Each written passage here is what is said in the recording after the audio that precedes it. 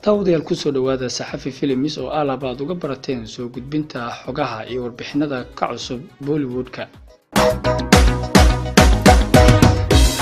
Kulanti wanaagsan daawadayaal ku soo dhawaada barnaamijkeenan oo aan ku soo qaadan doono atoorayaasha reer qaan ee asalkooda ka soo jeeda dalka Pakistan ee u dhaxaan xaasas aan haysan diinta Islaamka.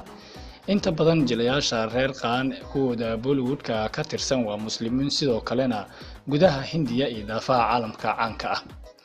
Haddaba waxaan idin haynaa xog xiiso badan oo ku saabsan nolosha gaarka ah ee reer qaan kuwada guursaday shakhsiyaadka aan haysan diinta Islaamka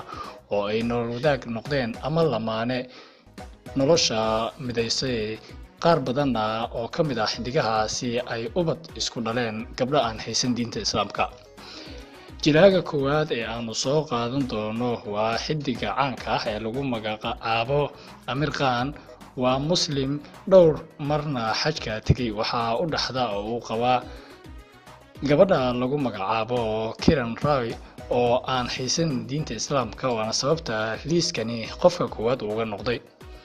Kaalinta labaad waxaa soo galay aktarka caanka ah ee lagu magacaabo boqorka Bollywood-ka ee Shah Rukh Khan oo cadeeyay inuu haysto diinta Islaamka dhowr marna ka qayb galay barnaamijyo diini ah, gaar ahaan diinta Islaamka oo aad ugu difaacay barnaamijyadaasi uu ka qayb galay, balse waxaa u dhaxda oo uu qabaa gabadha lagu magacaabo Gauri oo aan haysan diinta Islaamka. Kaalinta saddexaad waxaa ku jira Irfan Khan oo haysta diinta Islaamka, waxaana u dhaxda Subita Sikdar oo aan haysan diinta Islaamka, waana sababta isaga laftiisa uu ku soo galay liiskani xidigaha aan muslimka ah ee aan qabin gabdhaha aan muslimiinta ahayn. Aktarka afraad waa jilaaga caylka uu ka reebay jiliinka Bollywood-ka ee Fardeq Khan oo haysta diinta Islaamka, balse waxay nolosha wadaageen Natasha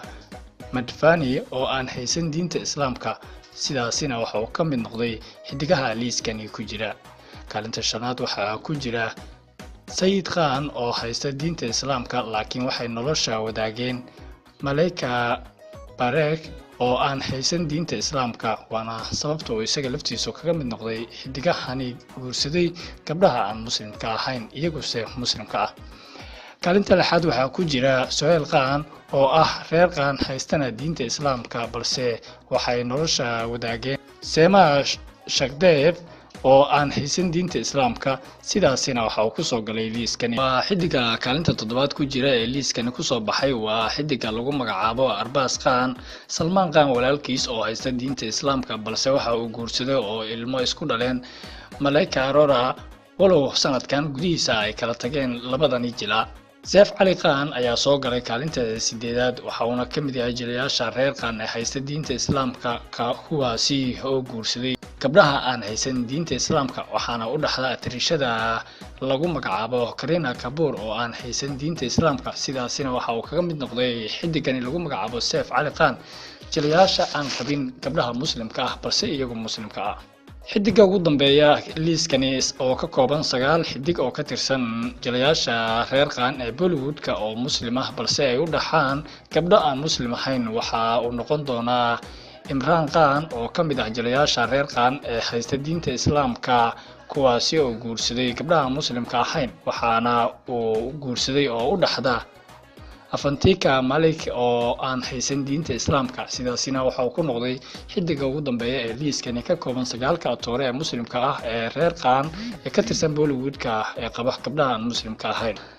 daawadayaal intaas waxaanu ku soo gabagabeynaynaa barnaamijkeeni aanu kaga hadlaynay atoorayaasha reer qaan ee asalkoodu ka soo jeedo dalka Pakistan oo muslimka ah ee guursaday atirishooyinka aan haysan diinta Islaamka, isla markaasina qaar badan oo ka mid ah ay nolosha muddo dheer wadaagayeen ubadna isku dhaleen. haddaba daawada si aad ula socoto barnaamijyada iyo warbixinada aanu idin soo dhigayno, ha ilaawin inaad subscribe tiraahdo saxafi films oo aad mar waliba uga barateen inaad kala socotaan xogaha iyo warbixinada ku saabsan Bollywood.